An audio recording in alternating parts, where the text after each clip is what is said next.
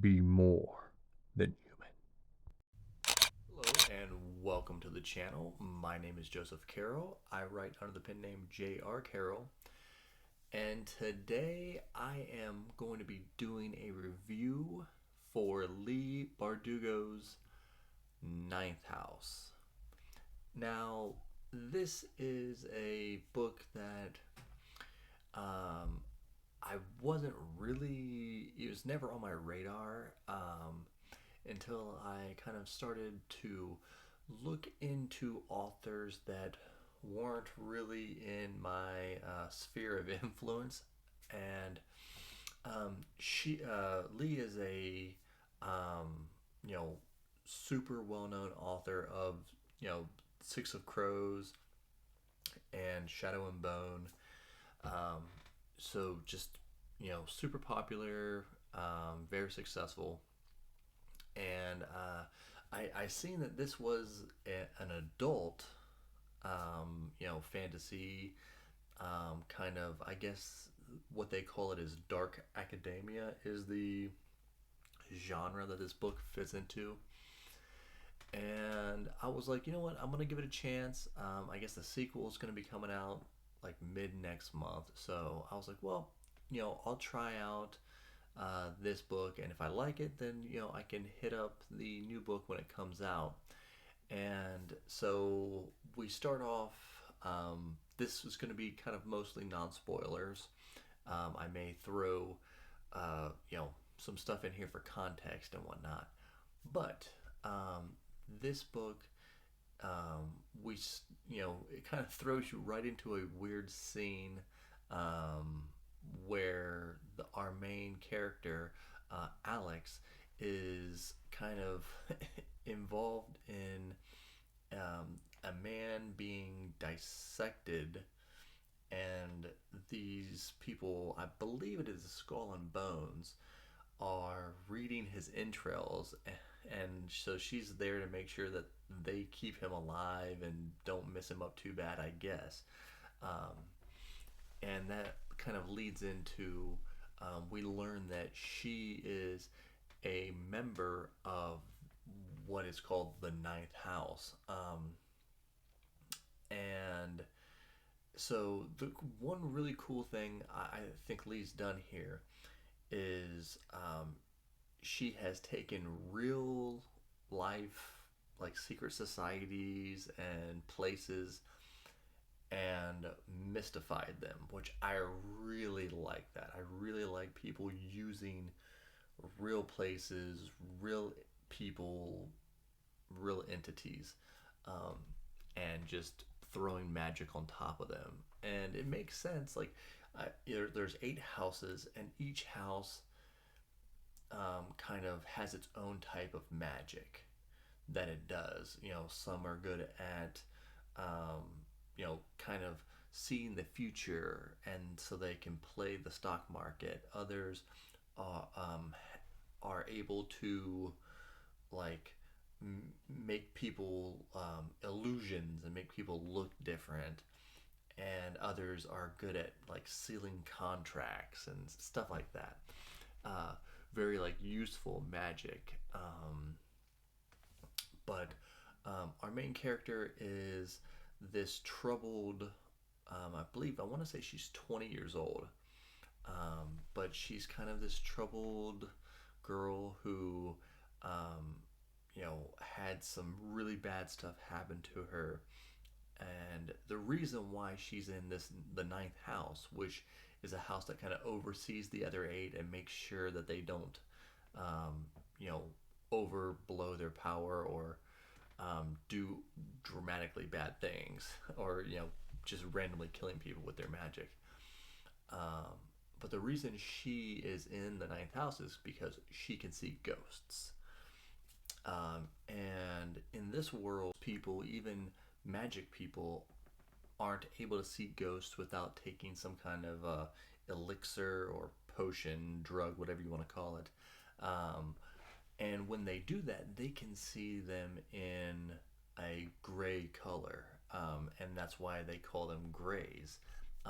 Where Alex actually has the ability to see them without any potions or anything, and she can see them in full color, what they actually look like. Um, and so this makes her really valuable. It gets her they end up giving her a full scholarship to Yale, and she kind of helps keep ghosts, I guess, in check in a way. Um, and I really kind of like that setup. And this, I don't know, this book kind of eventually turns into a murder mystery, right? And she becomes kind of a detective, and tries to figure out the who done it and the why, and are they coming after me?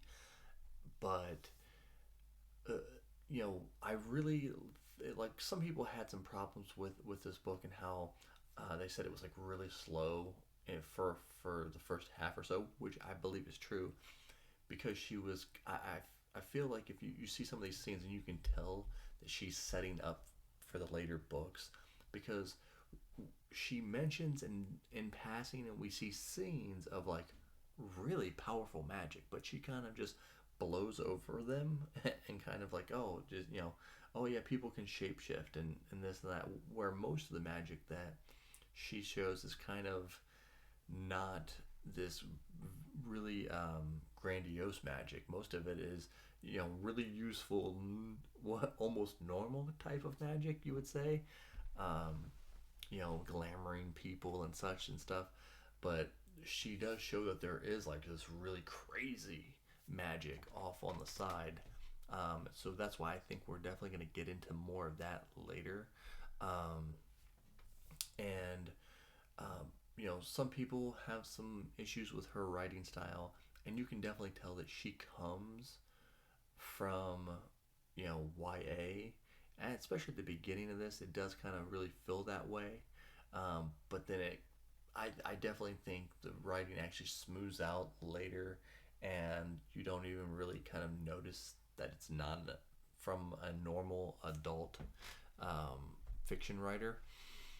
But this, the pacing and everything just gets better and better. And myself as a writer, I kind of slow play in the beginning of my books as well, and then we take off, which is kind of about how this went. Um, but as far as character wise, again, Alex does. Um, like a lot of people didn't like Alex, didn't like the main character, and she is very emo at the beginning of the book, and she still kind of is at the end, but she gets a little bit more character, a little bit more energy, I would say, towards the end of the book. But there are a lot of trigger warnings for this book too. Sexual assault, drug use, violence, a lot of that kind of stuff. And she kind of um, talks about some college stuff, and things that go on in colleges. But overall, I thought this was a really good um, you know story as a whole. I think the second book's going to be even better. I think we're going to get more into the serious magic and really dive into that urban fantasy feel.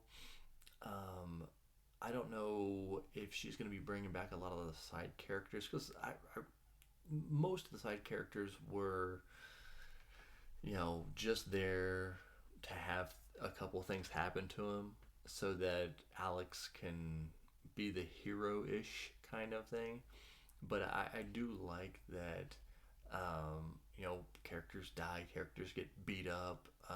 No one's completely safe in this book, and I'm very much looking forward to reading the next book. I mean, it was interesting. I wouldn't say this was one of my top books of the year, but I'm very interested to see if the next book takes the step up, which I definitely believe it can. I think there's so much